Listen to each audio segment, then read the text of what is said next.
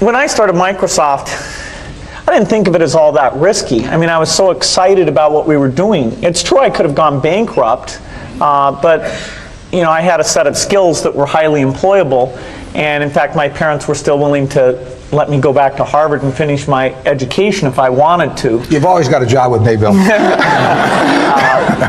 And the thing that was scary to me wasn't quitting and starting the company. It was when I started hiring my friends and they expected to be paid. And then we had customers who went bankrupt, customers that I'd counted on to come through. And so then I got this incredibly conservative approach that I wanted to have enough money in the bank to pay a year's worth of payroll, even if we didn't get any payments coming in. And you know, I'm almost true to that the whole time. We have about 10 billion now, which is pretty much enough for the next year. Anyway, you know, if you're going to start a company, it takes so much energy that you know it better overcome your feeling of risk. I don't think that you necessarily, if you're going to start a company, should do it at the start of your career. I think there's a lot to be said for working for a company, learning how they do things. You know, if you're young, it's hard to go lease premises. They made that hard for me. You couldn't rent a car when you were under 25 at the time, so I was always taking taxis to go see customers.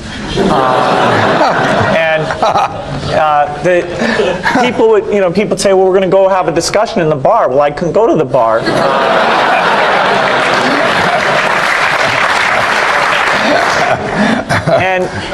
But you know, that's fun, because I'll tell you, when people are first skeptical and they go, this kid doesn't know anything, then when you show them you've really got a good product and you know something, they actually tend to go overboard and they think, whoa, you know, they know a lot.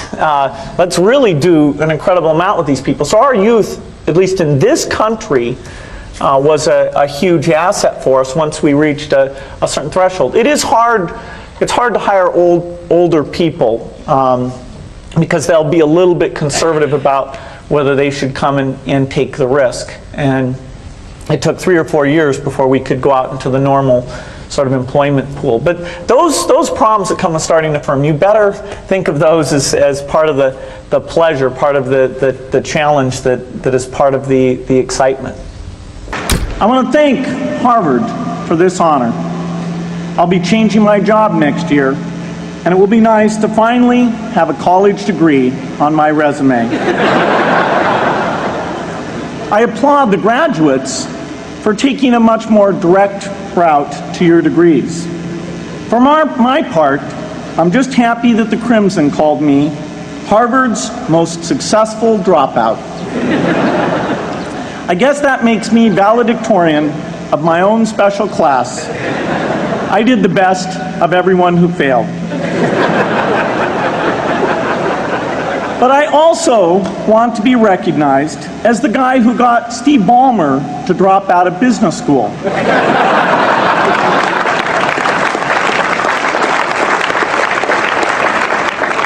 I'm a bad influence.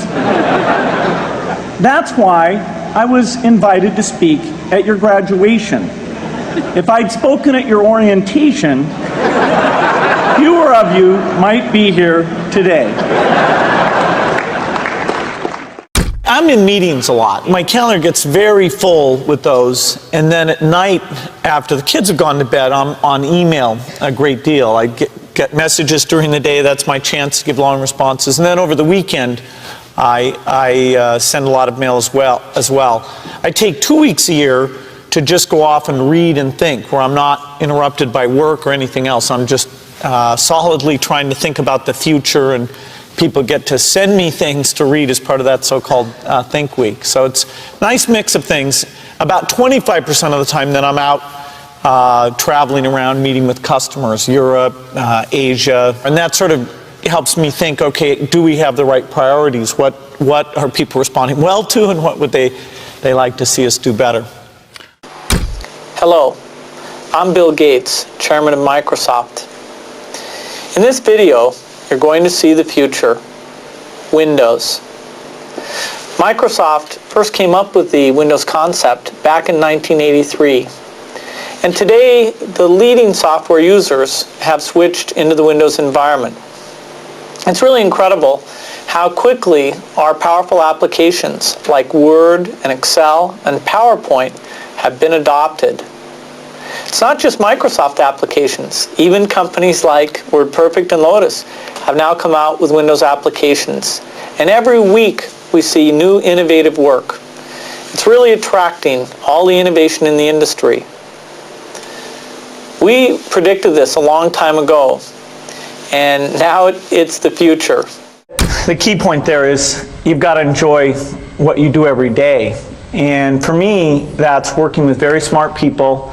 It's working on new problems. You know, every time we think, hey, we've had a little bit of success, we're pretty careful not to dwell on it too much because the bar gets raised. I love bridge.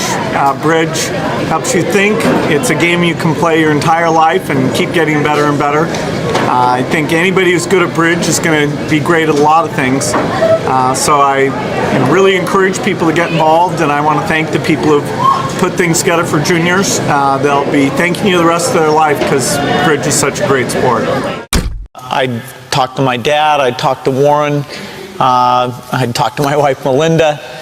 So I have enough people that know me and actually know where my judgment isn't its strongest, where I might get overexcited about something or forget to think about something. And so they're good at correcting, particularly Melinda, good at correcting whatever those blind spots are. And I think it's good to encourage your friends and advisors to really give them that license. I can go to a party and forget to say hello to various people or something. That's a very minor example of my blind spots. Not to the hostess.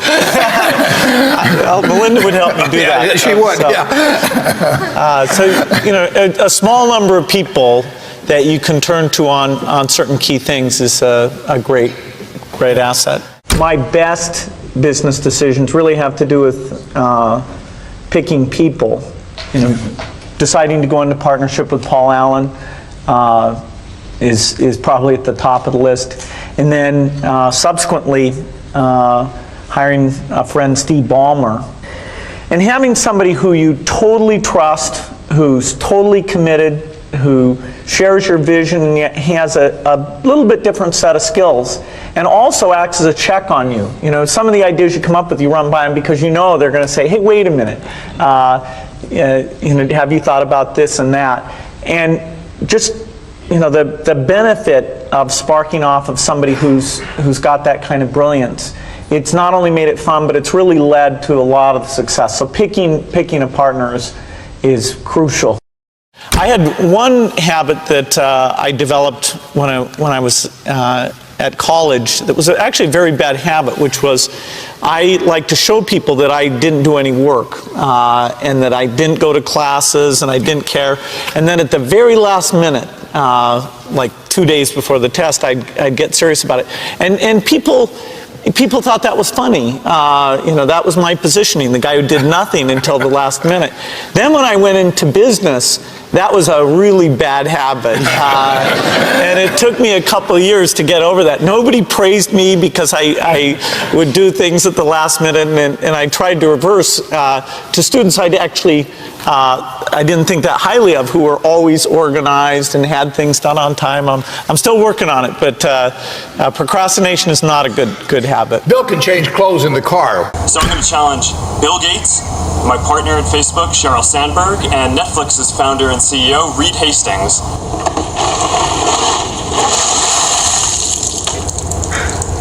I'm glad to give to ALS. It's a great cause, but I want to accept this challenge. I want to do it better than it's been done. Been working on this, got this design. There we go. Yeah. It's going to be great.